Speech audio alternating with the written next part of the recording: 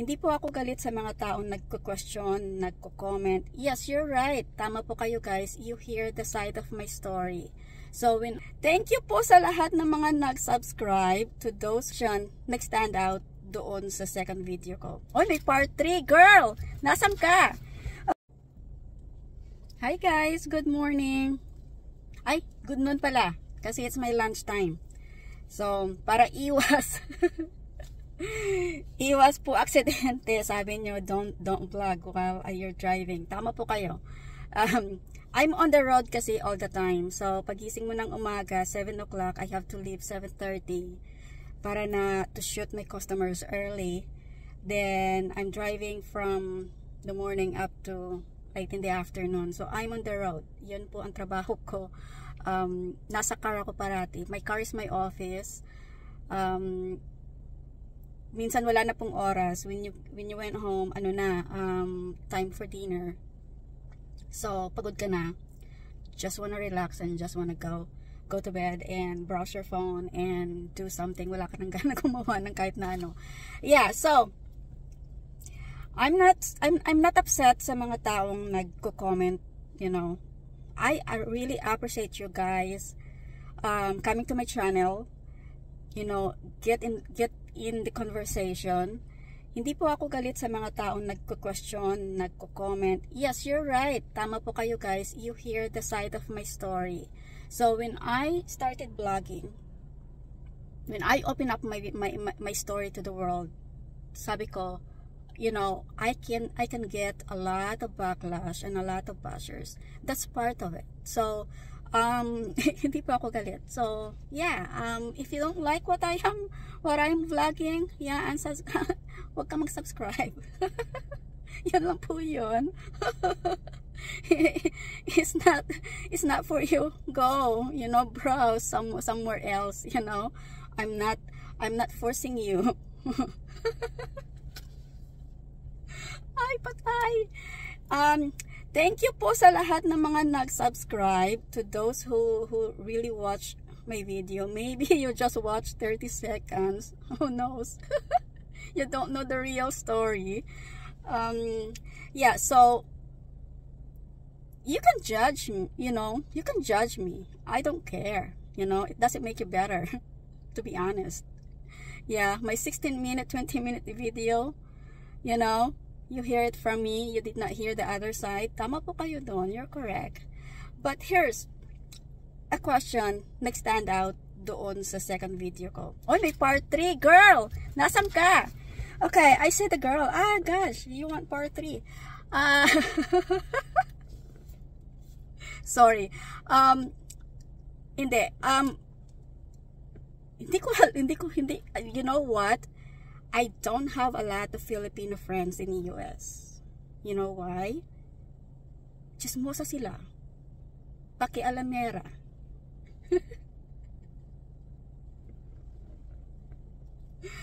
Yeah. Ang daming Pilipino dito. There's so many Filipinos where I'm at, like sa Bolingbrook. Maraming Pilipino sa saan ba? Yung Seafood City sa Skookie. But we're not living in the neighborhood na mayroong mga Pilipino kasi. So, kaya yun din. But I've met a lot of Filipinos while I was working in Ashley. I bumped them into some places. I met one Filipino girl sa school ng anak ko. But iba kasi, they were different. So, parang hindi ko sila ma-reach. Okay, so nasaan ang retirement money ng hobby mo, inubos mo? Shout out to you, girl. Okay, so gusto niyo bang himay-himayin ko pa? No, eto. There was a CPA involved. There was a guy na yung sa franchising business involved. There was a group involved. Kung bakit niya winidraw yung retirement money niya. Okay? I have no access to his retirement money. I know nothing about his retirement money. I don't know his plan until it was there. Okay? Nasa fidelity pa rin yung pera niya. Okay? When he lost his job, okay, so ito yung start. Para na, sabihin nyo naman, oh, I just pick one, para naman sabihin nyo na I just pick one story. Okay? Hindi. Ito. So, uminom. Ano ba yan? Meron akong. So, uminom. Pinagsabihan. Pinag-detox. Then, ulit. Pinag-detox. Trabaho. While at work. Umiinom ng vodka. Okay. Halimbawa, pagka nagtrabaho siya. So, he was working in Las Vegas Venetian Palazzo. Okay? He was one of the global consultant. He was consulting Macau, Singapore, and Las Vegas. Las Vegas is not making money, but Macau was making money. So, mga isang taon, ganun ang trabaho niya, then ganun din yung cycle niya. Umiinom siya. Okay? Pag nasa work siya, he hide it away. Marunong siyang magtago ng ng sickness niya, ng addiction niya. So when he get back home, hindi na yan natutulog. Siguro matutulog na lang yan ng mga 4 o'clock in the morning. He keep on drinking. Yung parang wala nang bukas, yung sinasabi natin. So until one night, he vomited most of his blood. So, ang nangyari, ang explanation ng doctor is, wala nang, nag-squeeze yung blood niya sa system niya. Kasi, hindi ko maintindihan kung ano yung, but, alam mo yung, mayroon niyang sa Bisaya na term na, yung isinuka mo lahat ng dugo mo, then mamatay ka. Right there, because you vomited all your blood. Yung liver niya parang hindi na nagfa-function. So para siyang may hernia. Yung hernia niya sa tummy niya, sa stomach niya, talagang yung stomach niya parang nagganon. So sinong nurse dito, alam niyo yan. Then yung esophagus niya is na-irritate na rin dahil sa long term na pag-inom ng pure vodka. Wala pong mix yun, pure. Okay? So, he vomited all his blood na alam mo yung toilet bowl, punong-puno yan. At the same time, yung mop bucket, punong-puno din yun. Ganun pala kadami ang blood natin. Then, nag-overflow pa. Okay? So, I rushed him to the hospital para mag-blood transfusion nga. Ganun na nangyari. Then, he got detox in the hospital. Okay? Hindi niya inamin na uminom siya. He got detox in the hospital. Kasi sabi ng doktor, you will kill yourself pag hindi ka tumigil. So, yun. Then, a month after, nag-relapse siya ulit. It was September na sobra na yung level ng inom niya. Birthday ni Zoe. I invited all his friends, all my friends, the kids' friends, para na, to have some, to break the stress. Nagtago po yan sa closet. So, hindi po siya lumabas. So, to tell you the story short, between nawalan siya hindi pa siya nawalan ng trabaho nung mag-blood transfusion siya. So, when the company knows the reason why, bakit siya na-hospital at bakit siya ganon, I think they caught him drinking. They concluded na he is drinking while at work. So, nirelieve siya ngayon. So, yun po yung his position was below the vice president. Ganun kataas ang position niya. So, nirelieve siya ngayon ng company. So, in Las Vegas, okay, nobody told us na pag nagtrabaho ka, everybody in Las Vegas, ha, ito lang. Ito ang opinion ko. So, aside from the local and aside from raised and born, doon na talaga sa Nevada, most of the people in Vegas are transient. Yes, they're all transient. Come and go. They'll kick you out in a heartbeat. Walang pasabi-sabi. So, he went home. Sabi niya, he got fired. Sabi ko, bakit? Hindi niya sinabi. So, I know the reason already. Kasi, he wasn't functioning pagka umiinom. His concentration is away, way compared na sober siya. Because it was the same reason kung bakit din siya na-demote sa trabaho niya in Oracle. Na-trabaho niya for 10 years. Over 10 years yata. Na-demote siya. Then, it kicks his pride. Oh, I wanna leave the company. I wanna look for another job. Pero, 10 years mong pinagtrabahuan eh. So, why would you leave a work? Sabi ko sa kanya, eto, if you think na hindi ko siya sinusupport, if you think na hindi ko siya kino-comfort, hindi ko siya kinakausap, sobrang talino niya kasi. Okay? Stubborn. Pagsasabihan mo, hindi ka na, siya lang parati ang tama. Wala ka na. Your opinion is worthless. Even if you go deep into a heart-to-heart talk, oh, what will happen to Zoe? Or do you want Zoe to grow? Do you want to see Zoe to grow up? Oh, stop drinking kasi pag hindi ka tumigil ng pag-iinom, sabi ko sa kanya, hindi mo makikita si Zoe. You'll get sick. Wala yun. Kahit anong persuasion na gagawin mo, wala yun. Okay? So, to cut the story short, nasaan ang retirement money ng hubby mo? Inubos mo. Okay. Nung marili po siya ng work, detox after detox, sabi ko sa kanya, we need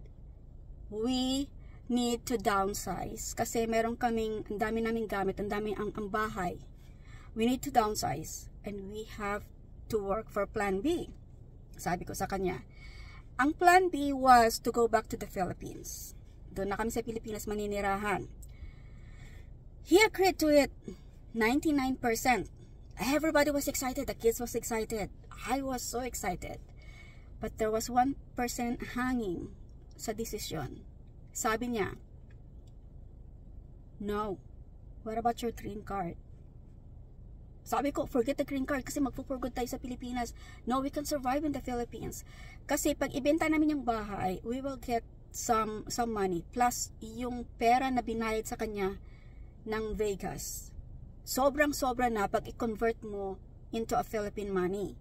Milyones, day. Milyones. But nawala ng isang bula. Okay? Sabi niya, no. Kasi, pagka hindi natin kunin yung green card mo, my green card was about to get released at that time. Sabi niya, no, we'll wait. Kasi, pag hindi natin makuha yan, hindi ka na makakabalik dito. I don't care. Sabi ko, wait tayo ng Pilipinas kasi we can put up a business in the Philippines and we'll keep it grow. Plus, we'll watch our spending na hindi siya yung parang spend like a millionaire. So, nag-side ulit siya. Sabi niya, oo. So, nag-downsize na kami. Nagbenta na kami ng mga gamit. Binenta yung mga dining room, nag-garage sale, lahat-lahat.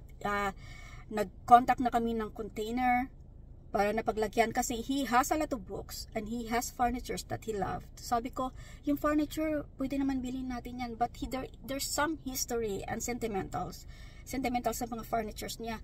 So, tinignan ko, ang dami. So, kailangan namin ng container van to ship it to the Philippines. So, nag-contact na kami ng California.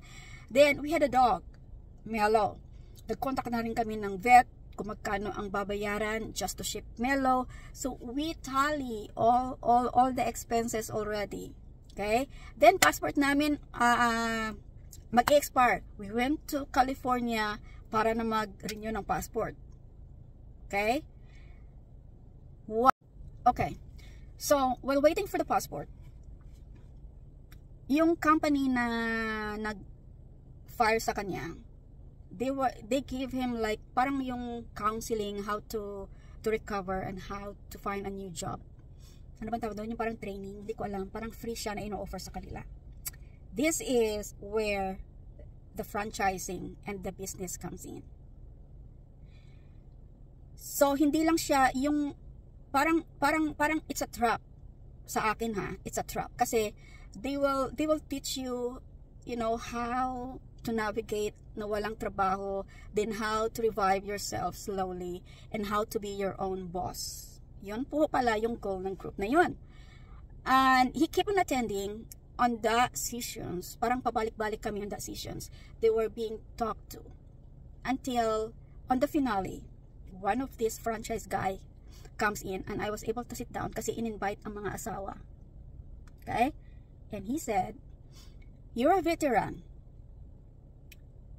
You can get a job, and you can get a business.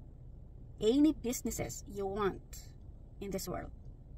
Mayroong mga McDonald's na binabato sa amin, ang daming business na binabato sa amin. And sabi ko, no.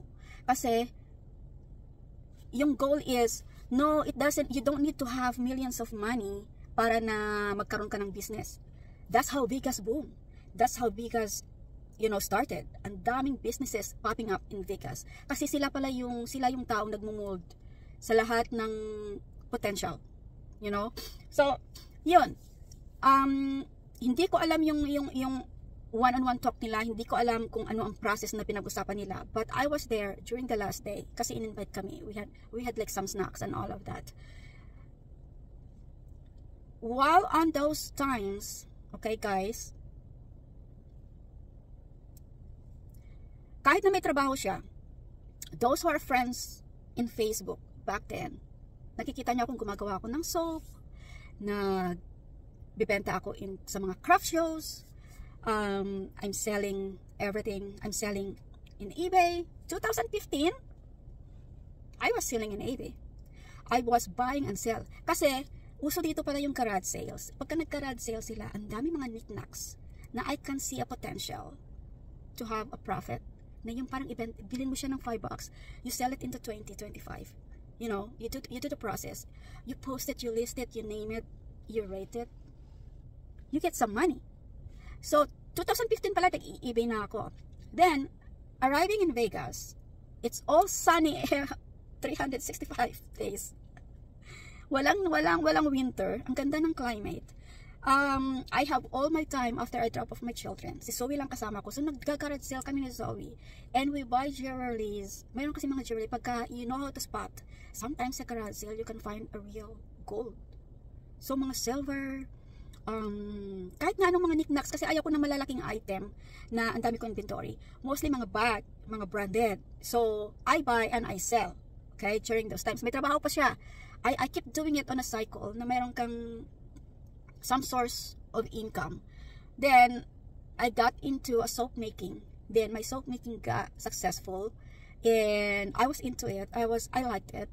Then, nagka-craft shows. And then, after craft shows, I consign my product sa mga stores. That's what I do. Then, I'm from in the craft show, I met a lady, Demi's Gift Basket. So, gumagawa siya ng mga gift basket na dinideliver sa mga hotel sa Las Vegas Strip. Okay? Now, she talked to me. She said, you're very crafty. You're very, very good. Sabi niya, I'll buy some of your product to put into my Bath and Body basket. Sabi ko, yeah, sure. Then she said, on a side note, do you have extra time? Sabi ko, bakit? Sabi niya, can you come and help me few hours a day para na to help me into the basket production? Sabi niya ganon. So I said, sure. So mayroon akong income on the side. Sabi niya, at least 20 to 25 hours a week. So I'll help her make the basket while I was doing all of this on the background too. So if you work in Las Vegas Strip and you watch my videos and you see those gift baskets in the concierge or in the rooms na you clean, those are the baskets that I deliver. Nagdi-deliver ako ng mga basket sa Las Vegas Strip. So, yun po yung background namin. So, I was happy na at least there's some money coming in, although he was making a lot of money too, right? So, balik tayo doon sa franchise guy. I wasn't, so they booked into like a Zoom meeting. Parang mga ano pa, so September was the birthday. He was super drunk. Then by October, I managed to have him detox. So, nung ma-detox na siya, yung detox is about a week lang. Then, pagka mawala na yung toxin sa katawan niya, his mental state is back. Bumabalik yung dating pagkatao niya. So, sabi niya, sabi niya, I want us to have a business na lang. Ayaw ko nang umuwi ng Pilipinas. Sabi ko, bakit naman? Sabi ko, nasa process na. Sabi niya, no, kasi yung green card mo, hindi mo makukuha. Sabi ko, no. Pag nasa Pilipinas tayo, sabi ko, ang daming mga expats sa Pinas that they are successful. Sabi ko, ganon. We can survive to $1,000, $800, $500. Convert mo yan sa peso. Malaki na yan at that time. Sabi niya, kasi pagka hindi ka na makabalik dito, kami na lang ni Zoe makakabalik kasi we're the only US citizens. Sabi ko naman, yan kung ayaw mo na sa Pilipinas, you know? Pero, he made up his mind na to start up a business. Yun po yung franchise guy. Ang dahilan kung bakit niya withdraw yung retirement money niya. Kasi, hindi siya tumigil hanggang sa signing ng franchise. It was a lengthy process. There was Zoom meetings every day na hindi ako kasama. Sila lang ang nag-uusap. Okay? He was being talked into, you're a veteran. You don't need a lot of money to start up your business. You don't need to do anything. I'll connect you to people. Yung spider web niya, I'll connect you to people to how to navigate getting your business. So, ang collateral is his retirement money. Okay? Ang retirement money niya ngayon is sitting in Fidelity under the name of the business. Hindi po siya cash flow na I spend it cash in my hand. It was withdrawn as a pot. So, itong pagkakamali niya kasi. Okay? Dito pumasok yung CPA. He has a CPA. Lauren was so upset learning about it after. Hindi before, but after. Hindi niya kinonsult yung CPA niya bago siya gumawa ng action kasi he knows Lauren will say no. Okay? So, when you start up a business, hindi niya nilagay na hindi siya naging LLC. Naging corporation. So, corporation between Music Enterprise tied to Fidelity. Ang hirap i-explain, sino financial guy dito? Ang hirap i-explain sa background, kahit na CPA, kahit na si Lauren, yung accountant, will take few months before she can fix and she can dig out everything, how to take it back to his 401k. Kasi itong franchise guy hired someone and knows someone that knows someone to do something. Okay? Dahil sa nakita niyo yung potential na ito, nawala ng trabaho, gustong mag-recover, gustong ganito. Okay? Hindi siya nag-stop until the end kasi yung franchise guy is getting about 10% to the amount of the franchise money na bibilhin, to the amount of the business na bibilhin mo. So, halimbawa, you're buying a business worth of $100,000, he's getting $10,000. 1 month. It was 1 month, no, 2 weeks na almost daily ang Zoom meeting nila. Kasi sinasabi niya, I have a meeting. So, closed door po yun. Hindi ako ma-attend. Hindi niya ako pinapasama. Hindi niya ako pinapa-attend. So, sabi niya, I have a meeting. I have a Zoom meeting. I have a schedule. I have this. I have that. It keeps him busy. Nagustuhan niya yun. His brain was functioning. So, it keeps him busy nga. So, after ng mga 2 weeks, he said, I have a meeting with so-and-so. I have a meeting with so-and-so. Yan pala yung mga parang steps na after, kasi parang ang dami niyang print out.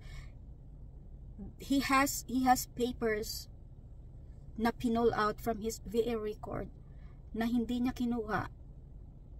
You know, hindi siya parang pinakuha siya na ang daming mga paperworks, hindi ko alam. Then he was franchising, nagsha-shopping siya, business shopping siya. Nagsha-shopping siya ng a lot of businesses. Okay? Mayroong mga McDonald's na nilalagay sa kanya. Mayroong ano ba yung nakikita ko, mga fitness, you know, mga exercise fitness. He got so excited into the idea na once the business started, kasi yung mga ganong ano tawag doon, yung mga ganong rep ng mga consultant, they will mold, sinasabi nila sa iyo na how the franchise help you on the process na mag-develop yung business mo, and boom, na para mag-boom kasi mayroong mga marketing, mayroong mga andami, but it involves money nga. A lot of them involves money, and a lot of them are very expensive. Now, I have no access into his 401k. I have no access into his fidelity money. The only access I have is our bank account. I have no access into his social security. No, wala po. Siya lang ang may access noon. Siya lang ang may push button. Then when time comes in na he picked top 3 business yata, that's when I come in. Sabi ko sa kanya, where are we getting the money? Sabi niya, no, he explained it to me in a simple way na collateral niya is his 401k, his fidelity. So yung pera is nandyan pa rin, nasapat pa rin, but it is under a business name sa fidelity. Parang hindi ko alam yung ganong tipo, yung hindi siya na cash out, but para siyang minove yung pera to a different pot na hindi mo siya mawi-withdraw until you pay it back. Yung mga ganon, kasi nasa pangalan pa rin namin yung pera, nakalagay Music Enterprise Inc. Okay? Nare-receive ko pa rin yung mayroon siyang dividend, nare-receive ko pa rin yung pera, nare-receive ko pa rin yung monthly ba o quarter na kung magkano ang dividend ng Fidelity Money. So, dahil nga naging corporation siya between Fidelity and the Music Enterprise Inc., you cannot withdraw or you cannot get the money on your retirement time pag hindi mo siya ma-payback. Yung hindi ko maintindihan. Kasi he was the one, ako ayaw kong pumayag kasi sabi ko, what about your retirement? Paano na lang tayo pagka nag-retire ka? Paano ka pagka nag-retire ka? What about Zoe? Kasi pagka nag-retire ka, Zoe is in the age of so and so. Kailangan niya pa rin mag-college. Yung mga nagko-question ka, what's the backup plan? Yung mga ganon. So, sabi niya, eto na yon, yeah, you're a business minded. Sabi niya, nakikita ko potential mo, you're very good in business. You will be the face of the business, and I'll be sitting in the swivel chair. I'll be the admin. I'll be yung mga ganong tipo. Sabi ko, ito ba talaga ang gusto mo? Well, so sabi ko, will it keep you na hindi siya iinom pagka pumayag ako sa gusto niya? Yung ganon ang question mo sa mind mo. And parang yun lang yung conversation of what are you talking about in the Zoom, so what are you up to, yung mga ganon. Then there was a time then na he hired someone to build his resume.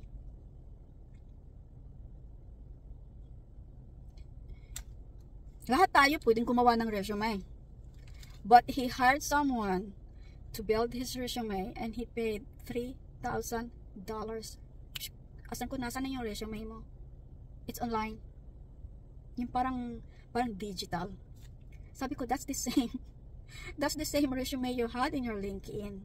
Yung LinkedIn mo, parehas lang din siya. Kaso yan is just on a website in a different IP address. Gusto niyang, there was a time na gusto niya pa rin mag-work into a corporate world. Disneyland wants to hire him. Okay? Eto. Yung naririnig nyo lang kasi sa akin is the story how I remember that affects me. Yun lang ang naririnig nyo. I tried to shadow yung mga ginawa niya, yung mga pag mapanood to ng pamilya ko, this will be the first time they will hear the real truth. Sa totoo lang. Kasi we're not abused physically na parang binubog ka. We were abused verbally, mentally, emotionally. Lahat. Wala lang yung physical, although there was a hint at tiny instances, few instances na sinakal niya yung anak ko while I was doing consultation sa business namin. There was a time na pinalayas niya yung anak ko dahil sa she step up nung makita niyang sinakal ang kapatid niya.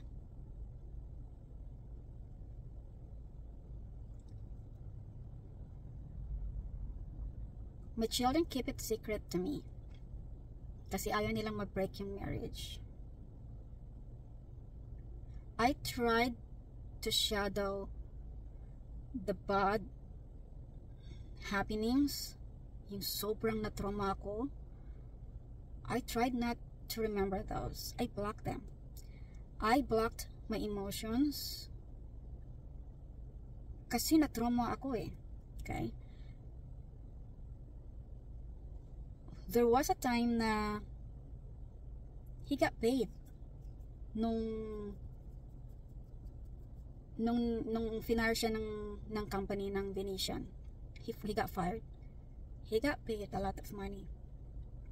And that was our joint account in a checking account. And he was gone for 3 days. I tried to track him. Nahanapin siya kasi who knows what he's gonna do with the money. I called a friend and his daughter and his best friend, his family. Natulungan ako to call him. Baka naman makinig sa inyo na umuwi na lang. Kasi he was drinking 3 days. Hindi ko alam 3 days or 1 week. Hindi ko lang alam. At that time, meron siyang interview sa Disney. Yung Disneyland. He'll get a position na in-offeran siya ng mga 230,000 annual yata. And hindi namin siya matrack. All I know, he was in Boulder City. Doon sa mga Nevada. He was in Boulder City sa isang motel. Gusto magpakamatay. Uminom ng uminom. I tracked him one time kasi nag-search ako in Google how to track him. Paano ba using the phone number? Paano i-track yung tao? So, I finally tracked him. Nakita ko siya sa isang motel with a big cut in his forehead. Naano pala siya, natumba. Then, may mga bruises siya dito. Ang dami niyang cut dito, tsaka bruises. Ganun. Sabi ko sa sarili ko, sabi ko sa mga kapatid niya, sabi ko sa lahat ng tinawagan ko, baka naman makinig sa inyo. So, yung best friend niya is the best friend who helped him sober up mga 20 years ago. Dahil yung in-law niya is ex-wife niya. So, yung best friend's in-law is ex-wife ng ex-husband ko. You can connect to that. There were children involved too. So, he helped sending him to AA every day. He sacrificed kasi ayaw pumunta ng EA. So while nag-EA siya, nag-EA din yung best friend sitting next to him. He's a big guy actually. So sabi ng pamilya niya, if he doesn't want to be helped, you know, he has no will to help himself. There's nothing you can do about it. Sabi ko, no, tulungan nyo kasi mamamatay yun. No, hindi sila nagpursige na tulungan. They just telling me, you know, hindi mo sila mapipilit kasi they're adult. Sabi ko, yeah, they're adult but their minds are not there. Alcohol lang, yung ganon. So, if you're thinking na I spent his retirement money, you just don't know the real story. Ito lang ang alam nyo about the money. If you're saying na hindi kami nag-usap, we've been in a marriage counseling. Hindi nag-work. Pinarehab ko yan. Alam niyo magkano ang bill? 33,000. Yung mga detox niya, magkano ang bill? Kasi ang insurance nag-give up. The insurance will say, you're claiming the same claim as you claimed last month or 3 months ago. You have to wait 6 months or 1 year more before you can go back to that facility again. Yung addiction niya is sobra na yung addiction niya. So ito ha, nag-psychology yan. Di pala, pinakonsult ko into a specialist. Meron siyang psychologist saka psychiatrist. One of the two said na yung, sabi ko, bakit in a long time, sabi ko, bakit, kasi na-diagnose, mayroon siyang patong-patong kasi yung diagnosis sa kanya, hindi lang yung alcoholism niya, nag-trigger yung pagiging addict niya dahil sa stress at dahil sa mayroon ding depression. Okay?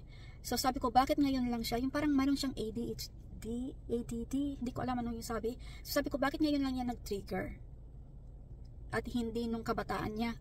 Sabi naman ng doktor, he was functioning as he's very successful in what he does, you know, kasi ganyan ang trabaho yung work niya kasi is to manage people, pointing fingers.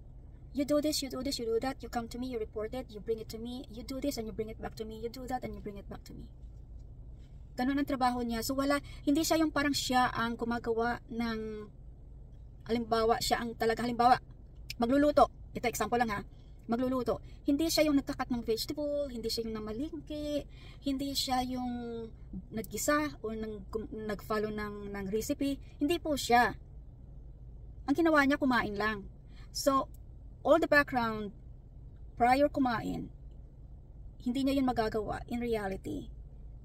Ganun ang sabi ng doktor. So that's why he is good at what he is for a long time. Kasi nga, yung brain niya is hindi makaprocess ng sobrang deep responsibilities.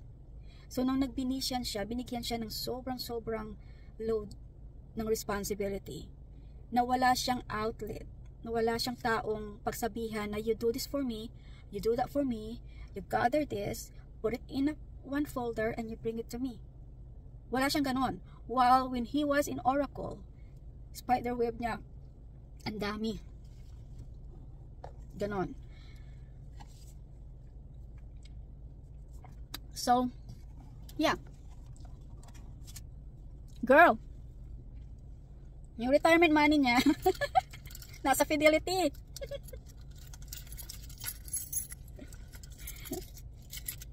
When I say withdraw yung retirement money niya for us to survive. I tried to shadow the story para naman hindi naman lahat ng hindi nyo makita, hindi nyo masabi na she's saying it kasi ganyan, o wala, masama na siya, or I'm not saying that I am correct, I'm not saying that I am the good one. Hindi ko pa sinabi yun. Ayan. So ganyan. Nasaan? Nasa Fidelity po yung pera niya. And, here's the story. Siya lang ang may karapatan at siya lang ang may kayang maibalik yung pera niya back to his 401k.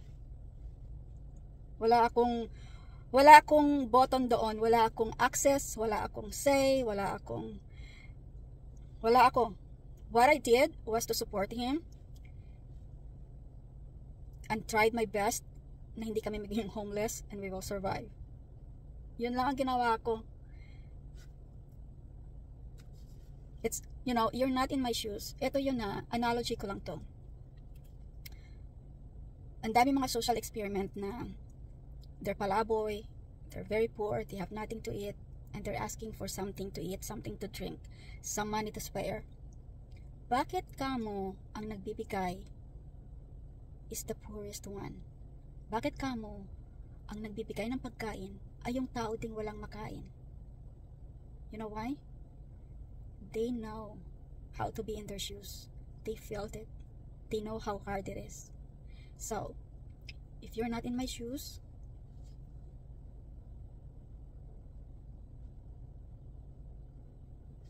you just know 20 minutes of my story, girl.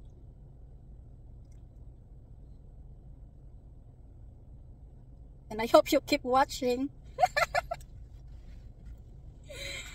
Oh my gosh. Shout out to my subscribers and shout out to everyone, you know, who reach out and, you know, give me some advice and give me some comfort. I wasn't ready to talk about my life in the past kasi hindi pa ako ready. Hindi ako nakapag-move on. Pero I find it as an outlet to release. Kasi hindi ka magiging happy, you know, if you keep it and you suck it. It's too heavy. And I realized, you know, seeing my daughter right now,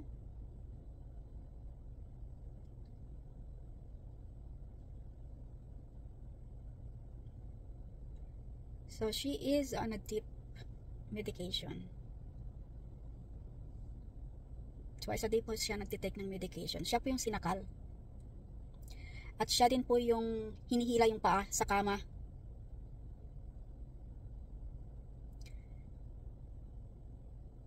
Kasi nga she has the anxiety and the depression too. We've been in counseling. I've been in counseling. If you think manhid ang tawag niyo sa taong walang emosyon,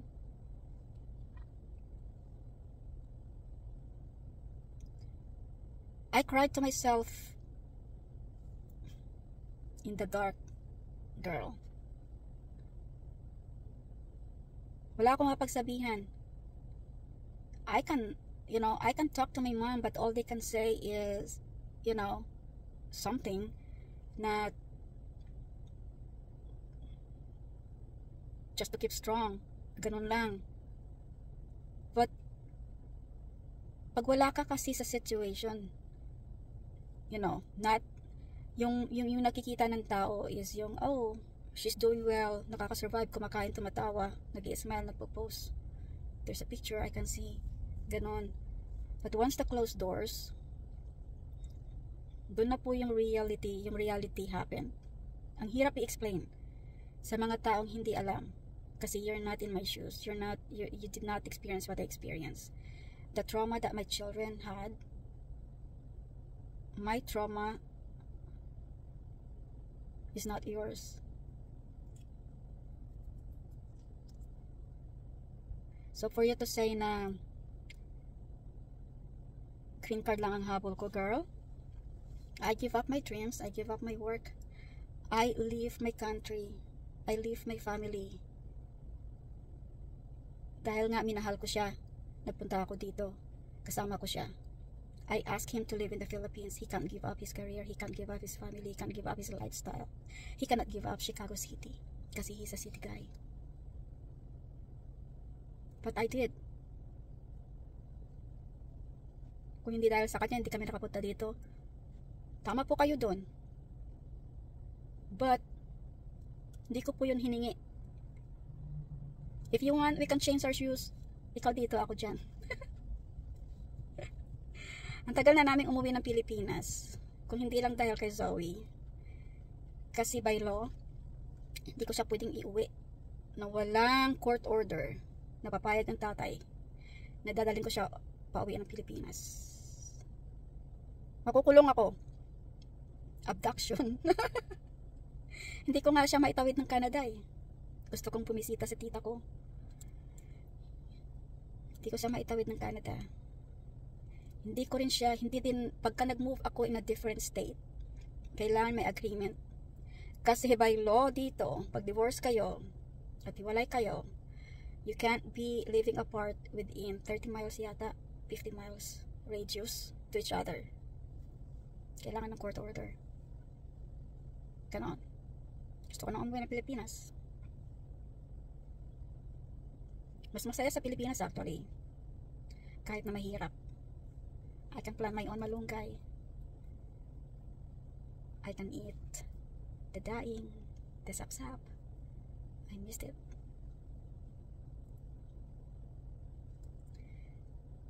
So you know my real story. Not the real story. Comment. What else do you wanna know? Oh my God! Oh my God. Yeah. Ang baka naman pag inom ko ng kape dito, problema nyo pa rin, ha? Iwan ko na.